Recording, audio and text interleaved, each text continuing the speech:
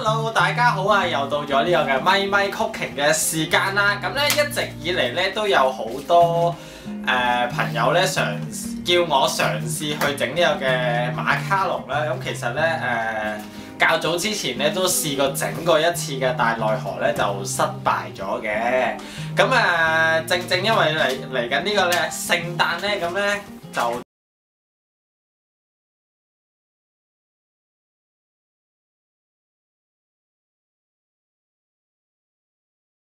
好啦，我哋開工啦！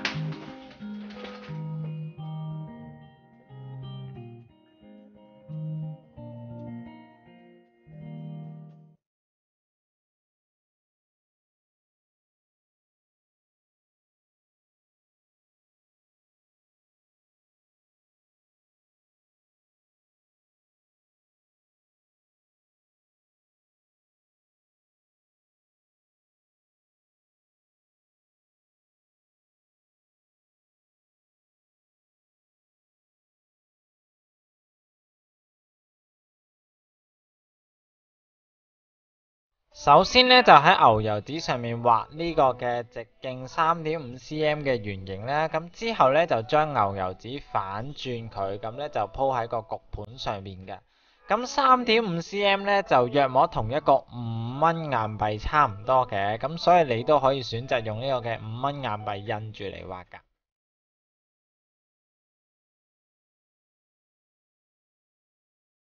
之後咧就將杏仁粉同埋糖粉咧就撈埋一齊咧，然後咧就過篩2次嘅。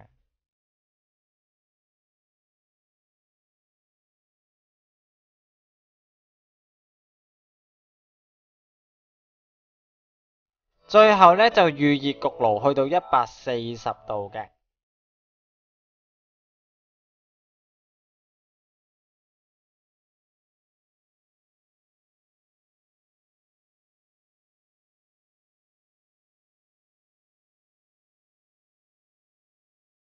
首先咧就將33g 嘅蛋白咧就打到佢起泡啦，然後咧就分2次加入砂糖咧就打到佢起身嘅。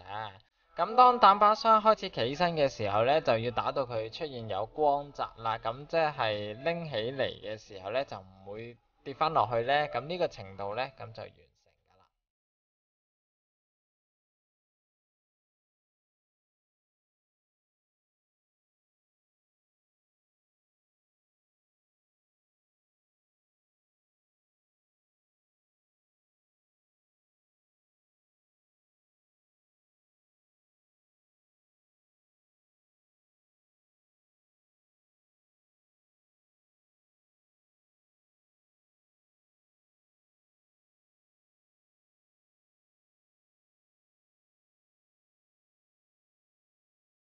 之後咧就可以加入呢個嘅綠茶粉去撈勻佢啦。咁記得喎，落綠茶粉之前咧，記得過一過篩先啊。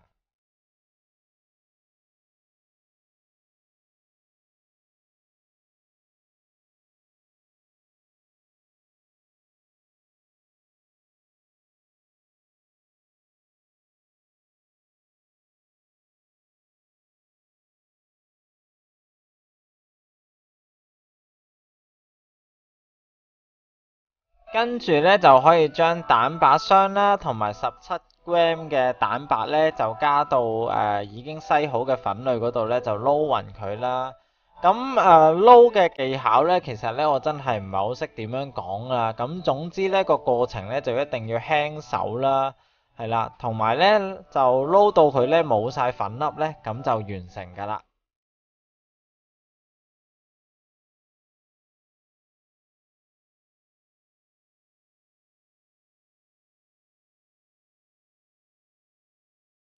然後咧就將麵糊咧放入擠袋之後咧就可以進行擠模㗎啦。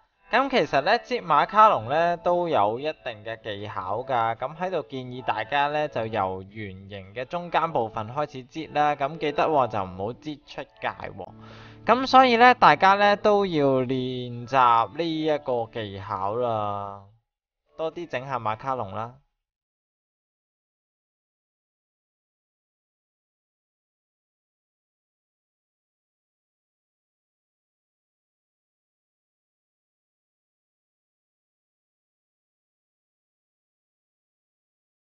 之後咧就輕輕咁樣咧拍呢個嘅焗盤嘅底部啦，令到馬卡龍嘅表面咧就平一啲㗎。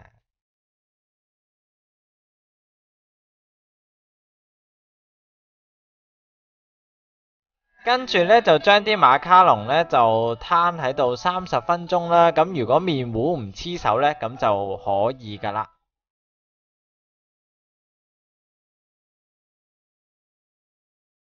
之後咧就用140度焗佢12分鐘咧，咁就完成㗎啦。咁我用嘅溫度啦同埋時間咧，因應唔同嘅焗爐咧，都會有啲唔同㗎。咁所以大家咧要做多幾次咧，試下自己個焗爐適合啲咩時間同埋個溫度咧，咁就最好啦。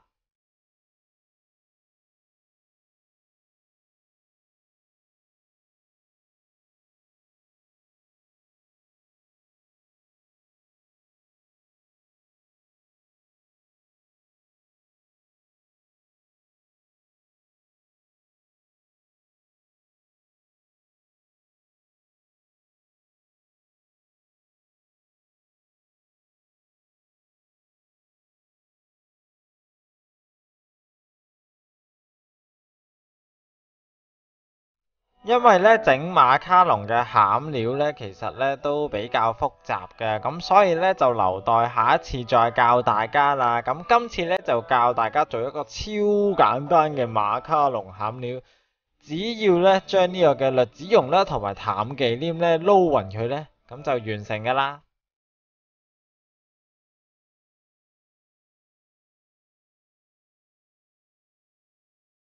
最後咧，梗係要擠埋呢個嘅餡料啦，同埋加埋啲裝飾咧，一粒馬卡龍咧，咁就完成㗎啦。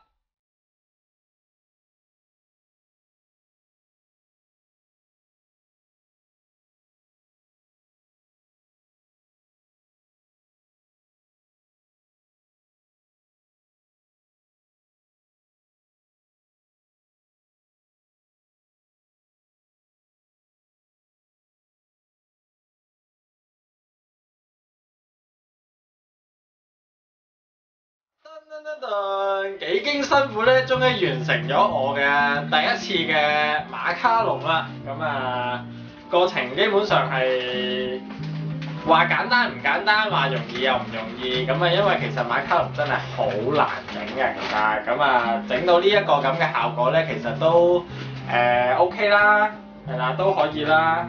係啦。好啦，依家咧又到咗呢個嘅我嘅例牌環節，梗係試食啦，係咪先？好啦。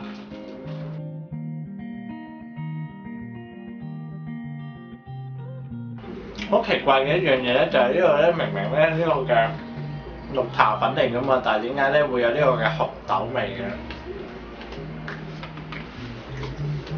係咪因為呢個綠茶粉溝咗呢個杏仁粉就會有呢個紅豆味嘅咧？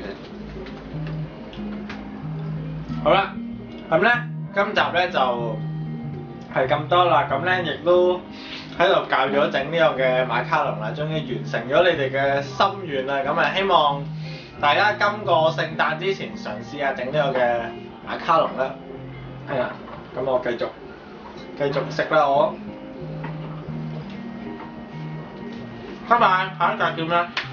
當然最緊要一樣嘢咧就係去 like 我嘅片同埋去 share 我啲片出去啦。好啦。